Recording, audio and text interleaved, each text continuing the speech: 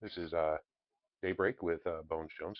I figured it would be fitting for the very first episode of my new podcast to paint up some lures while watching the 2026 Bassmasters. While they're right here in local Kissimmee, Florida, the Kissimmee Chain of Lakes. You'll hear a little bit of that feedback in the background, and I figured I'd go ahead and start this morning off with doing some baits that they're actually using in the Bassmasters tournament, and just do my rendition of what I think the color should be. And I think what we're going to do is we're going to do a Golden Shiner for our very first episode. So if you guys want to go on this adventure with me, this is a brand new podcast, and each day that I do the show, I'm going to choose something different to do, and then we're going to go out on episodes and also test out the baits and the lures and the rods and stuff that we're going to build on this channel. We also may do some other fun things, and hope that you guys stay tuned for future episodes. Let's go ahead and get started. Um, what I like to do first is I like to use alcohol, and I like to prep my baits. And the reason that I do this is this way I get a clean fit or clean stick with my paint. I don't have any debris molecules underneath it messing up the paint. And when I sell these out to you guys, my friends, family, and fans, I want to make sure you guys are getting quality bait. So let's get that first one cleaned up. Now, this is a lipless crankbait. It is a suspending bait that sinks. So what'll happen is as you're reeling it, this bait will as you're reeling it in, this bait will continue to swim from the bottom up towards the surface and start rattling. And you can do a fast retrieve over grass with it. You can do a slow yo-yo retrieve from the bottom, and you can do many different things. You can bang it off of docks. You can let it sink and just twitch it. There's just so many different things with this bait. This actually here on the Bassmasters, what gave me the inspiration to do this for my first episode. This is something I've been working on. If you guys check out my Instagram channel, that's also Daybreak Bait dot Etsy um, .com for you guys to purchase my lures, as well as you can check out Daybreak Bait for Instagram and or for YouTube. For Instagram, as well as CPX Jones 85 on Instagram. Well, you'll see where I started this whole process, and I think that you guys will enjoy how I've just evolved into an actual podcast show. This is kind of a dream of mine to always have a show, and now I can have one thanks to YouTube and social media. This is something that I get to do. All right, so what I'm going to do first is I'm going to lay down a base coat. Usually you do it with either white or black. We're actually going to do black as the base coat. Um, and then we're going to use, of course, golds and silvers and other colors in this. And I like to put down a good base coat first to spray over. So the base coat's also going to be the background coat on this one. So this is what you're going to see. What I'm doing is I'm shaking my paint very well. Um, now this is something you want to do every single time that you're going to paint baits. All right, now that we've got that stirred up and shaken up, we're going to put on the first layer. Now, what I'm using first is I'm not using a direct black. I'm actually, because I'm going to be fading this from a silver to a light silver black gray to a pearlized black to a high gloss finish black as my base coat. This is so that it gives it that kind of natural light underbelly to the darker part of the fish. This is, like I said, my rendition of this golden shiner. So let's start. Let's put down our first one, and I'm using Cretex paint, and it works pretty good. I mean, I have a couple different types of paints. I actually started with this multi-set, and just from watching different YouTube videos and just like this one, I've gotten to learn. Now you will hear this go off in the background. There's nothing I can do about that, and I want to be able to adjust it. Otherwise, I'd put it somewhere else. But that is the air compressor that I'm using. You can see it just over here in the corner. That is the air compressor I'm using. To go ahead and airbrush my my lures with. All right, so lipless crankbait, also known as like a rattle trap. Bill Lewis is famous for probably hands down one of the best rattle traps, and pretty much like the original Vendetta. And I think that I probably wouldn't have used this bait as my first lure if I hadn't had so much luck on his over the years. Now, what I'm going to use is a reducer too. So I'm going to put a reducer down, and what that reducer is going to do is help me thin this paint so that my brush can put this paint down a little bit better. Now, as you can see, I'm using, everybody has different ways of doing. A lot of people use cups. I don't use the cups. They waste too much. You're always going to have some waste with the paint because it's hard to put little droplets. There's a lady online. I'll have to mention her name in another podcast. But she's able to put little droplets right into her, right into the cup of her spray gun and mix it, and it doesn't clog. But I can't do that for some reason. It just doesn't do it. Let's put a little more reducer in this. This paint's a little bit thick, and it's been pretty cold out. So we're definitely starting off this first episode with the right bait. What we're starting off with is a wintertime bait, and that's what it is right now. We've actually got the first set of real cold weather that has stayed in Florida, and that's that big storm that just came across the U.S. from up north that's just freezing everybody. Um, you know, uh, we uh, we hope that everybody out there is staying warm that's not in Florida, and so. And what we're doing here is we're going to put down that base coat. Now, if you notice, I kind of do a test spot. I just want to kind of see how that paint's laying down first. It's got a little bit of bubbles in it. That's why I kind of start up in the front to back it up, and then I can go ahead and start cutting that paint in. Now, you notice when I spray this, depending on how far and how out I get, depends on how it's going to come. Now, this first layer always tends to be a little bit difficult to put down when this paint's cold like this. All right, so we're just going to kind of strip that and put a strip down the middle. All right, now we're not done with this. What we're going to do, let's put these guys up here. So what we're going to do, I'll put the first strip down. Now see how the paint's starting to really lay down much better now. My gun's warming up a little bit. Oop, we can fix that. And this paint is cold like this. We'll just hit it with your finger a little bit. This is the base coat, so we'll figure out these little issues when we get there. Okay. So let that dry, because that's going to have to give something to stick to get that next coat on. All right. Now I'm not one of these 50-year veteran lure builders. This is something that is every day is a new challenge, um, and new exploration of skills that I'm learning and developing. This is just something that I always wanted to get into. I grew up around parents that fish and were outdoorsy, and they still are. So my parents instilled that into us. And my dad used to tie flies and make his own lures. So I definitely started out young with. Here we go. Let's get. I just had to unclog my paint, and now this is dry a little bit. See how that second coat just comes on much nicer. All right. Just got to give it something to stick to. Sometimes you're going to have some bleeding on that first round. Clear your gun out, let the paint kind of thin down the right way. All right. So, but anyways, back to just kind of like my history.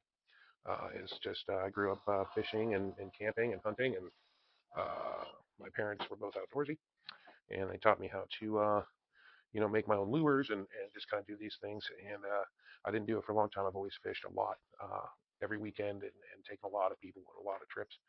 And due to a accident and injury, I was paralyzed for a while, and I found peace in trying to find things to do. So I started with just carving my own lures out of wood handles found around the house, and poppers, and painting those, putting those on Facebook and Instagram. And then it blossomed into me ordering some lures, and then I ordered my first airbrush, and that was just a cheapie that I got off of Amazon. I've already replaced it twice, and what I'm doing right now, guys, is I'm just letting this first coat just kind of settle in for a second. So, um, and then what I'll do is I'll place the next coat on.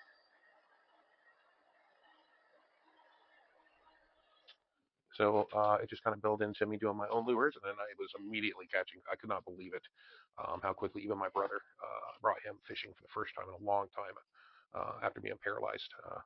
I had to learn how to walk again, and it was a really long 2.5 year process of getting back up on my feet after a significantly bad back surgery, and didn't think I was going to be able to walk again. I said, no, I got fishing to do, and um, I pulled myself up by the pants, and I said, let's do this. And I did the rehabs, and now I'm walking with a cane, and now I get to use these baits. And me and my brother went out, and we did the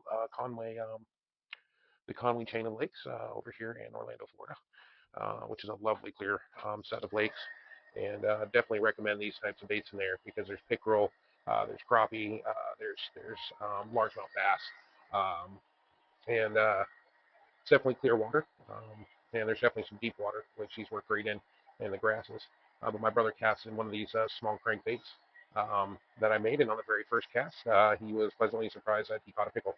Then immediately 2 casts later, he caught his first bass, and then we moved on to using some of the rubber baits that I use. Now, what I'm using right here, and you'll hear the noise. I'm sorry, is as you can see, I've got just a Genesis um, heat dryer. I found it a lot easier to use one of these than to use a hair dryer. Now, as you can see, I've cured that. Now, look at how that paint's really starting to glow on these now that we got that first coat down. Now, don't worry about imperfections just yet, because by the time we put that last coat on, this is just the very base. So what we're going to do is I'm going to need a moment. So I'm going to clean out my what I'm going to do is I'm going to clean out my paint spray right here. What I like to do is I just like to take a little piece of paper towel and I'll wipe out the excess. And we'll use that, so we'll recycle that. And then what we're going to do is we're going to flush some water in there. And then I'm going to drop it over here into my sprayer, my bucket for excess paint, and I'm going to spray it out. And I apologize, this air compressor does tend to go off quite a bit when I'm painting right away. All right, so, but anyways, back to just kind of like my history. It's just I grew up fishing and camping and hunting, and my parents were both outdoorsy, and they taught me how to make my own lures and just kind of do these things. And I didn't do it for a long time. I've always fished a lot, every weekend, and taken a lot of people on a lot of trips. And due to a accident and injury, I was paralyzed for a while, and I found peace in trying to find things to do. So I started with just carving my own lures out of wood handles found around the house, and poppers, and painting those, putting those on Facebook and Instagram. And then it blossomed into me ordering some lures, and then I ordered my first airbrush, and that was just a cheapie that I got off of Amazon. I've already replaced it twice, and what I'm doing right now, guys, is I'm just letting this first coat just kind of settle in for a second. So, um, and then what I'll do is I'll place the next coat on.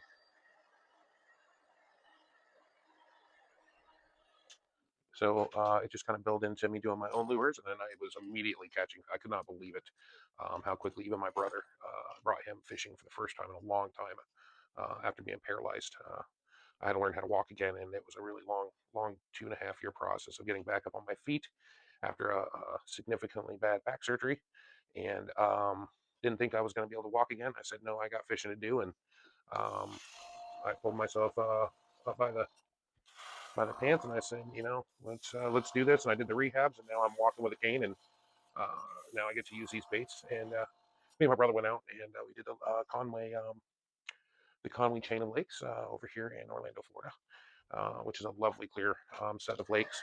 And definitely recommend these types of baits in there because there's pickerel, there's crappie, there's largemouth bass, and it's definitely clear water. And there's definitely some deep water, which these work great in the grasses. But my brother casts in one of these small crankbaits that I made, and on the very first cast, he was pleasantly surprised that he caught a pickle. Then immediately 2 casts later, he caught his first bass, and then we moved on to using some of the rubber baits that I use. Now, what I'm using right here, and you'll hear the noise. I'm sorry, is as you can see, I've got just a Genesis um, heat dryer. I found it a lot easier to use one of these than to use a hair dryer. Now, as you can see, I've cured that, and now look at how that paint's really starting to glow on these now that we got that first coat down. Now, don't worry about imperfections just yet, because by the time we put that last coat on, this is just the very base.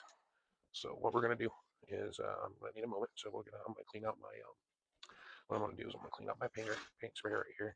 And what I like to do is I just like to take a little piece of paper towel and I'll wipe out the excess. And we'll use that, so we'll recycle that. And then what we're going to do is we're going to flush some water in there. And then I'm going to drop it over here into my sprayer, my bucket for excess paint, and I'm going to spray it out.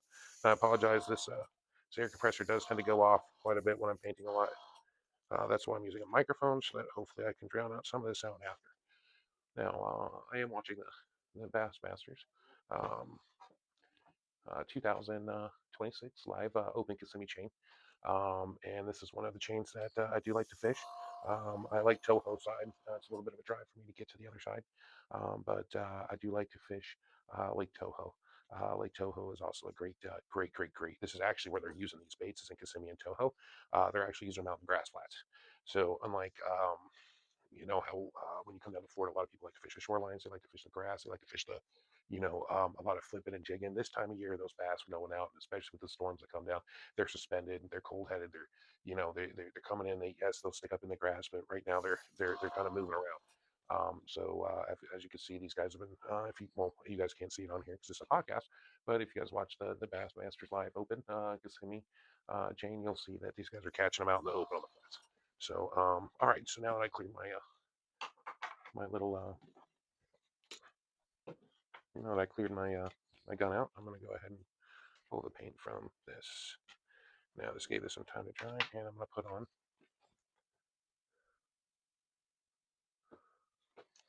a little black.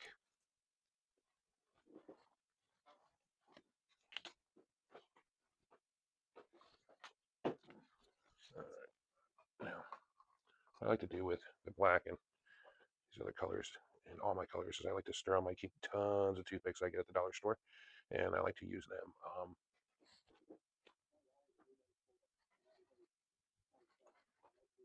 I like to use them for many different uses, from stirring to cleaning. What's nice about the wood is, especially if like you get pieces of debris and stuff, they don't tend to scratch the paint as bad. I also like to use a needle to do debris removal, like especially if I drop a bait. I'll use a needle to get the small stuff off of here. But anyway, so back to this lipless crankbait here. Um, what you can do is you can rip it across these grasses real fast, and you get a reaction strike from these bass.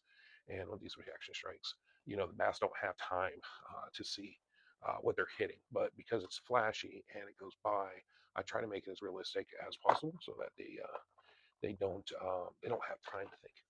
So what I'm going to do now is I'm going to take this other black, and now that I've mixed it and I put the reducer in it, let's get that water out of that sprayer. And let's hit it with a little black. Now, if you notice, I just made a little bit of black. Didn't make a lot. Now, depending on how close and how far you are from this lure depends on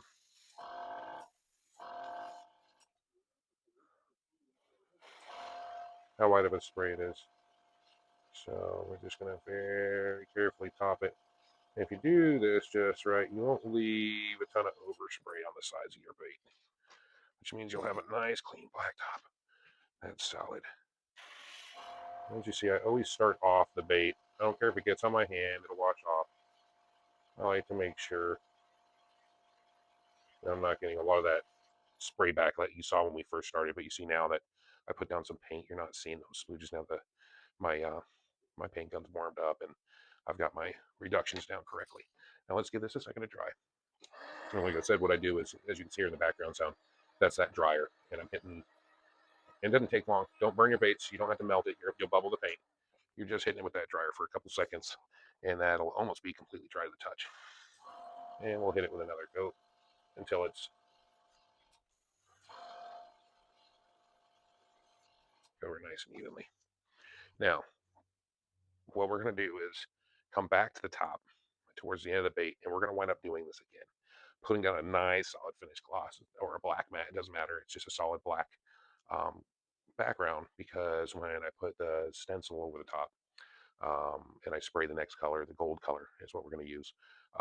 That's going to have overspray over the top of this, but I'm not going to worry about that. I want that to show through, because then when I do my top cover coat, I'll kind of blend that in. It'll make the scales, which that'll take us to our next thing, is that'll give us scales. That'll transfer into the top of that. You can actually see, well, you guys can't see it. Maybe you can't, but you can actually see the paint drying as you speak really fast on these baits. So if we hit it with a little heat. Now,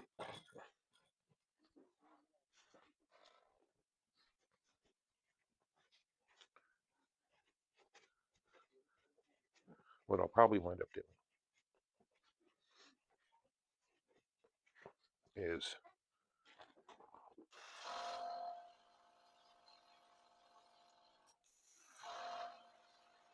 pausing this video and doing the next couple steps in fast mode for you guys. This way it speeds up the video, and now that you guys have kind of seen how I drop the first thing, you guys can see how I go ahead and I put on what's going to be our stencil, which is going to be a fabric meshing. And what it's going to do is when I wrap these and I put these clips on there that we get at the lovely dollar store, I will clamp these up, and you guys will see that I'll go ahead and get this prepped. And what I'll do is we'll wrap these now that we got our base coat on, and then we'll go ahead and spray our scale color. That's going to be a gold color. Let's pull this out. We're going to do a gold color, and then I'm also going to fade it in with a chrome color that we have, and that's going to be our scale pattern. So as you stay tuned, I'm going to take a quick 2-second break to set up our time lapse video so that you can enjoy me painting this at a much faster rate. And then we'll come through at the end to do a final wrap up. And then we might go ahead and even do curing on this video if we have time.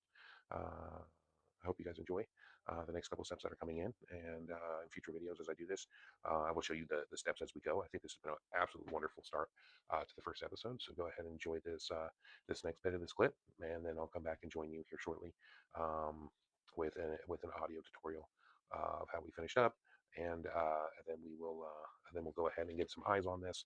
We'll do some fins detail, and we're going to make this bait just look absolutely phenomenal. Please stay tuned and like and subscribe. This has been the first episode of Daybreak with Chris Jones. Have a great morning.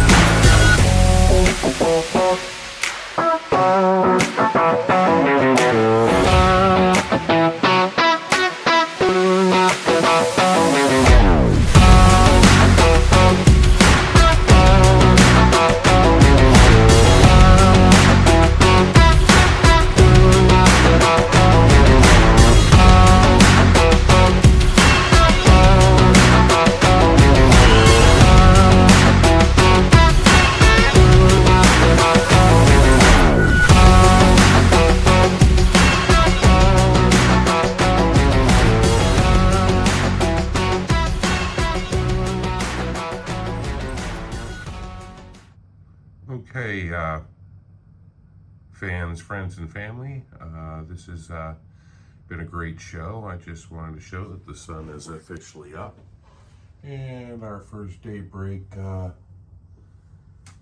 with Bones Jones episode is officially wrapped up. I want to thank you for tuning in for the first episode, and these were lipless crankbaits with a rattling action. These are Golden Shiners, and I want to thank you for tuning in, and have a great day. Pro tip, guys, you can actually remove the back hook on your lipless crankbaits and put a bigger hook in the front. This will make it easier when you're fishing in heavier structure, and it'll also help you get through some of these thicker grasses without as many snag ups. You'll find it'll be a lot easier to slip through those grasses with just a single hook on there. You'll get just as many bites and hookups because they're going to inhale this bait. So you're not going to lose that hookup from the back bait. The pros believe in this strategy, and it's something that I've tried many times, and I think it works well. As you can see, we have the traditional two treble hook setup. These are a size 6 treble hook, and then this is a size 4 treble hook. And these are lipless rattling crankbaits, 0.38 ounce. And I think they'll be a wonderful addition to your tackle box. Please stay tuned for future episodes. Thank you once again for joining us, and have a wonderful day, fans, friends, and family.